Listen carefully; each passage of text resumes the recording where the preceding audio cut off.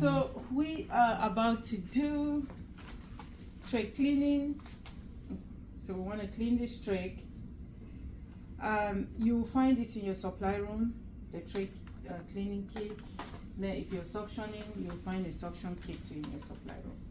So because we've already established that the respiratory tract is a sterile tract, so we're gonna stay sterile for this procedure.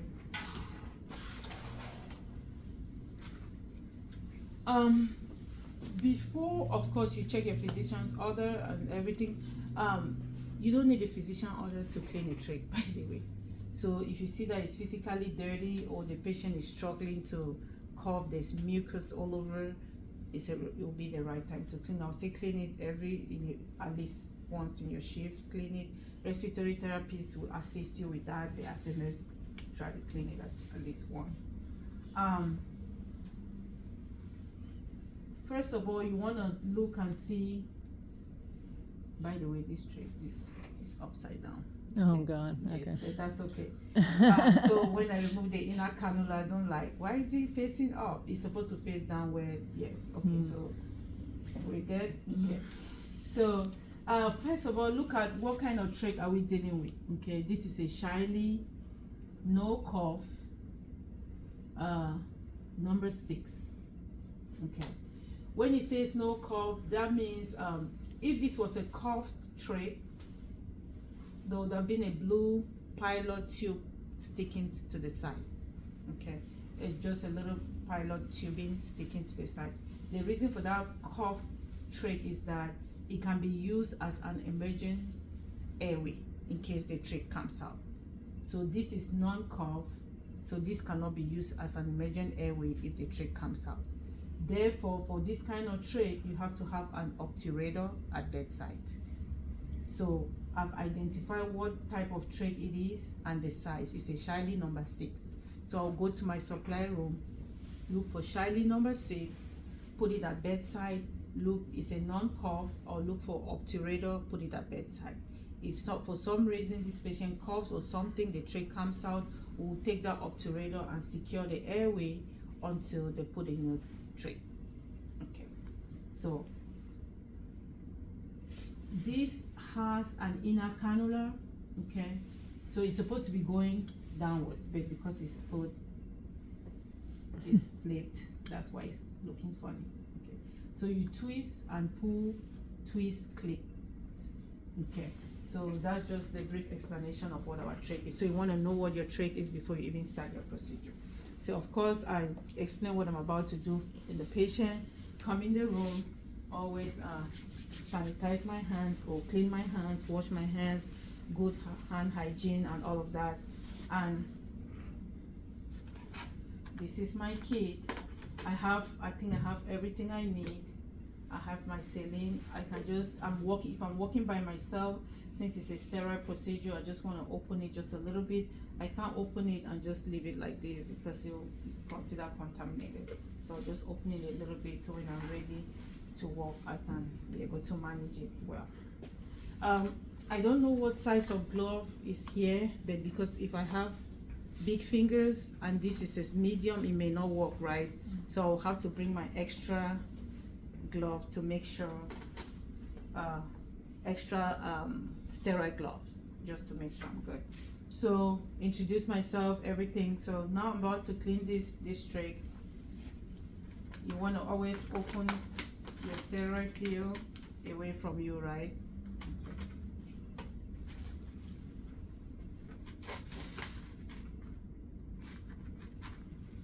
Okay, so pick up my glove.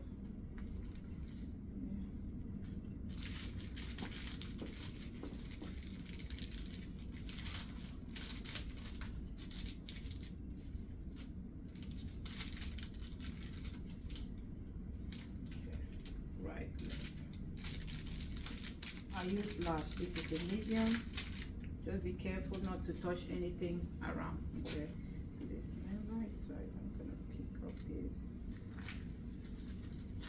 Have to stay sterile. And here, because it's a small glove, I'll just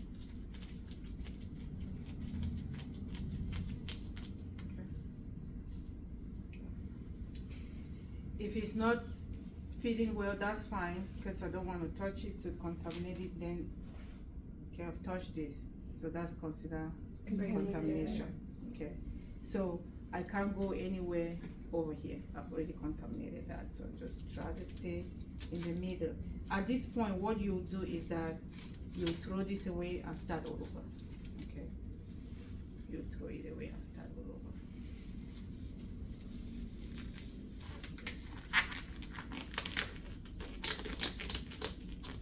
Okay, now I'm good because I can now touch to fix it.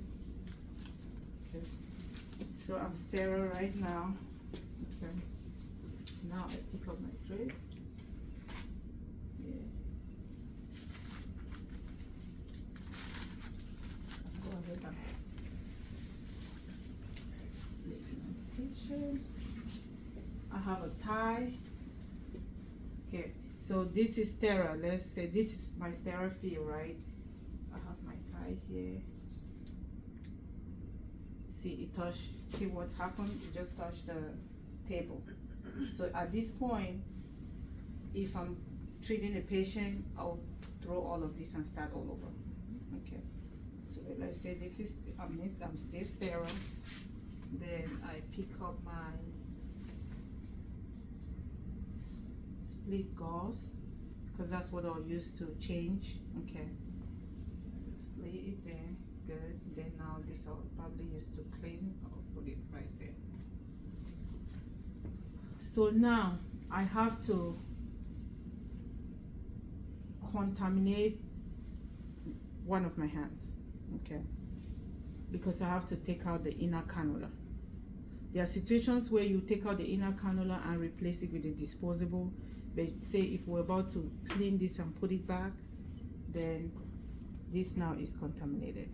Okay, but before I do that, I'll go ahead and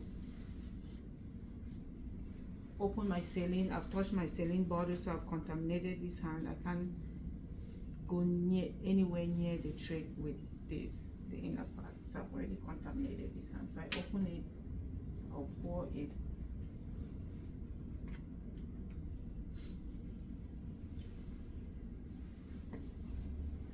So now this is my contaminated hand.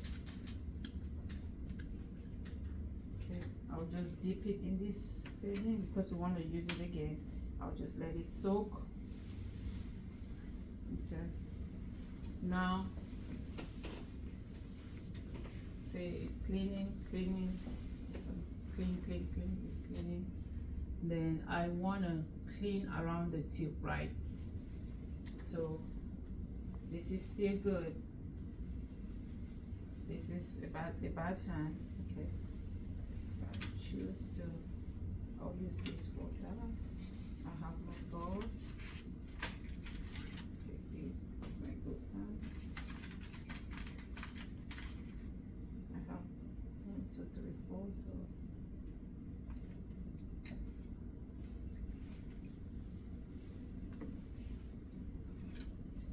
I want to start by cleaning like the stoma.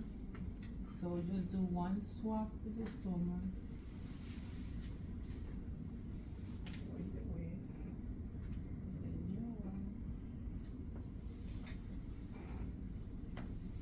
This is my dirty hand, so I can touch the plate of the trach. The plate of the trach is not sterile.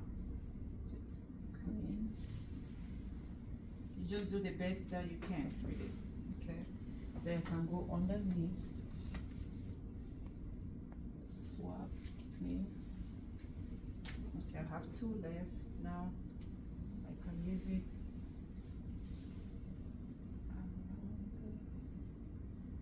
Here.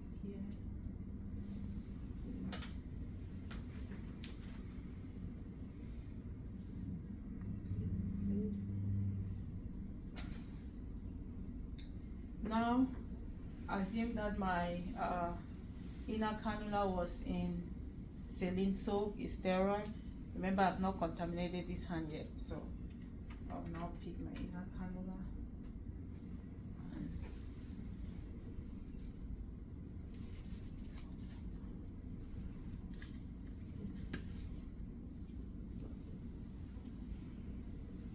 Then if I need to change, so now I'm done with the trach, I've cleaned, I've put it back, so I can now touch the outer part of all of this because that's not sterile. Yeah. So now I want to change this tie. I have a tie here. You want to keep the old tie on, okay, until you put the new tie before you can remove the old one. Because guess what? If you remove this old tie now, this trach will come out. So let's just assume that it's here. Maybe I can be able to put it in. Okay. So I can just tie it, really secure it. Okay. Make my patient up a little bit. There was something I didn't pay attention to was oxygen. You want to make sure your patient is well oxygenated. So there's no oxygen hooked up here, but if the oxygen, just make sure your patient is getting adequate oxygen. You hook them on the pulse ox and you're looking at your monitor there and make sure they're not desadding. If they're desadding, you want to crank up, increase the oxygen. Cleaning the trach is not as tedious for the patient as suctioning the trach. So sometimes you can clean the trach and your patient will be fine.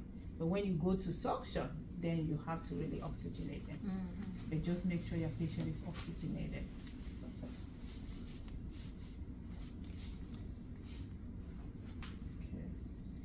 Then once I have the tie, say I've secured the tie, then now I can go ahead and remove the old tie. Okay. So that will be cleaning your trach.